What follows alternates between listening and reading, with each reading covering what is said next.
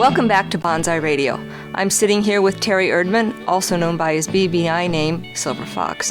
Terry was a publicist on Buckaroo Banzai.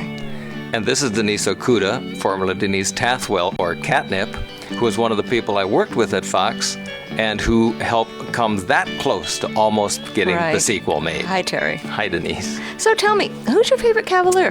Penny Pretty certainly jumps immediately to mind, but I also like Perfect Tommy because he was perfect. What about the man himself? You know, I actually never met the man. You're kidding, you never met Dr. Bonzai? I spent most of my time traveling to science fiction conventions and working directly with the fans, so I was in the field. Thereby hangs a tale. Tell us a little bit about that. There was a time shortly after the movie was made and just before it was released that some of the powers that be at the studio were worried about how this film would be received by the public. So they decided to go directly to the science fiction fans and hope to build a base.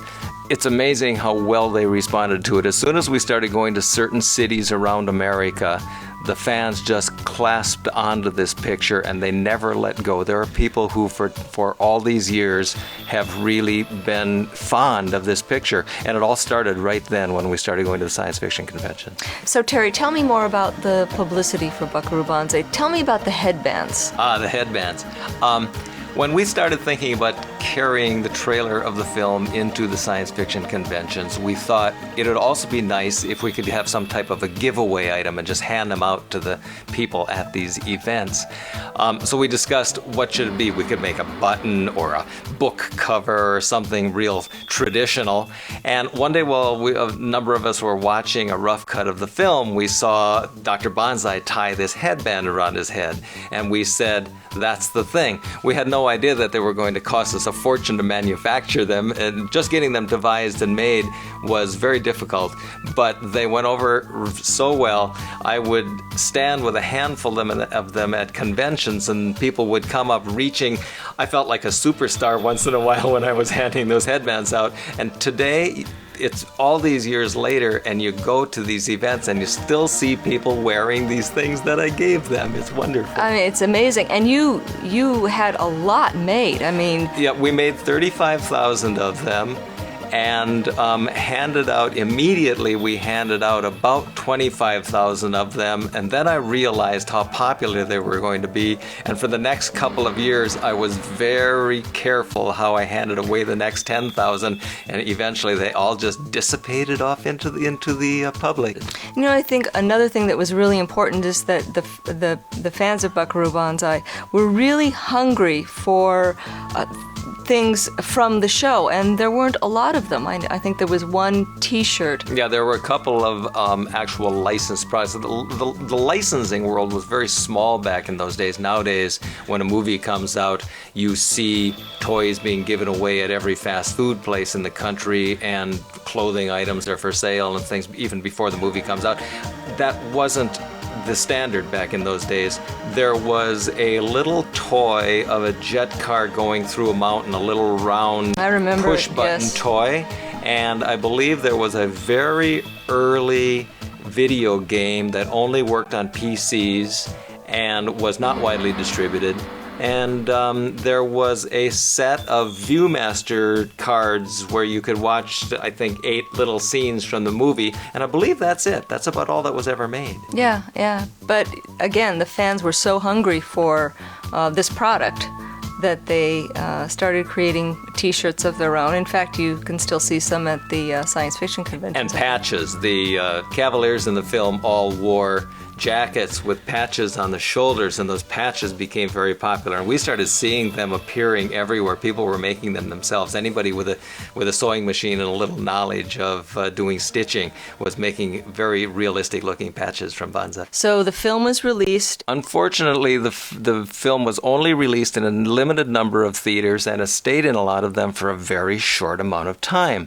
So it was the fan response that kept it going. And oddly enough, the theaters in the towns that we had held conventions in kept the movie for the longest, worked the best, and the fan base really built up from there. So fans were excited, and I bet they started writing letters. They loved the movies. They started writing letters to the point where one of the young ladies at 20th Century Fox, Diane Wick, started answering it. It became overwhelming. We had so much of it, and I think that's where you came in. Yeah. I remember getting this call from Diane Wick saying she's getting all this fan mail and it's being thrown away, and could I please come and help her? And so we started answering the fan mail, and I had a friend, Lori Obershaven, I recruited her to come up. You pitched in, and a newsletter was put together that had tidbits from the movie itself. I remember that W.D. Richter and Earl McRauch were very supportive, and we put those things in the newsletter. We were just having a lot of fun. We were having a good time, and there were two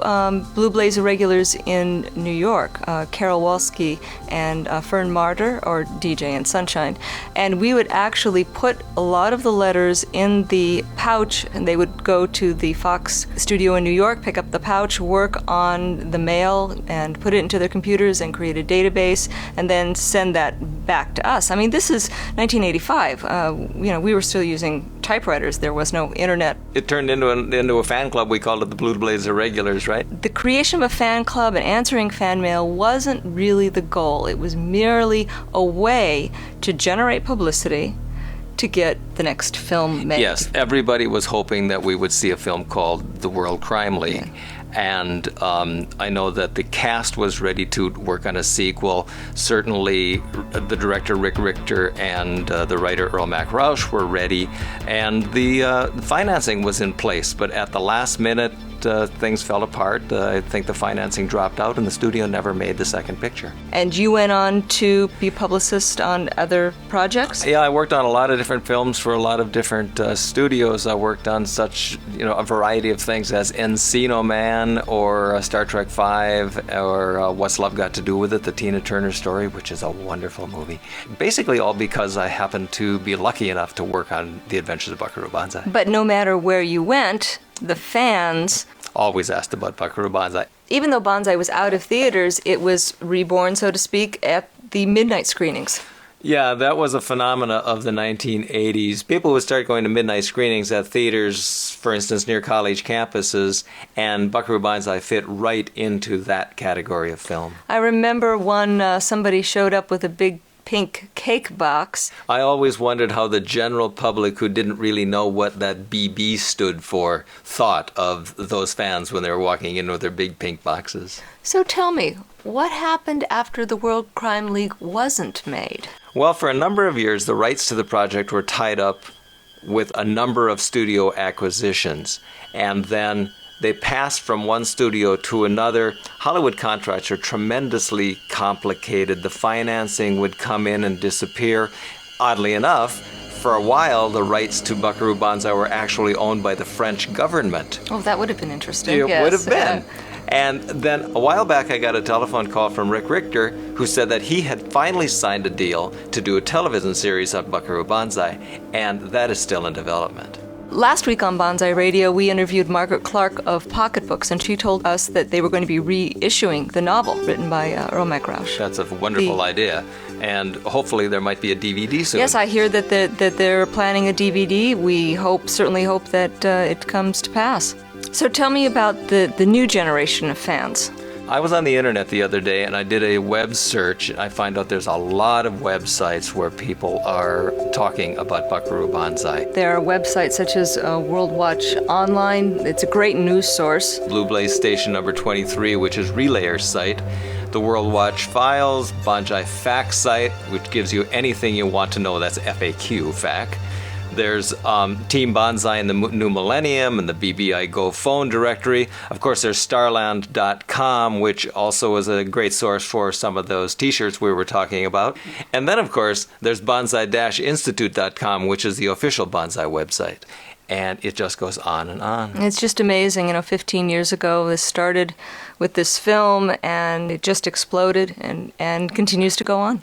I think there's no end in sight. I want to thank you, Terry Erdman, very much for stopping by on Bonzai Radio. Thank you, Denise. And stay tuned for our next segment. We have a very special guest.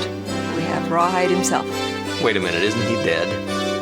Stay tuned on Bonzai Radio.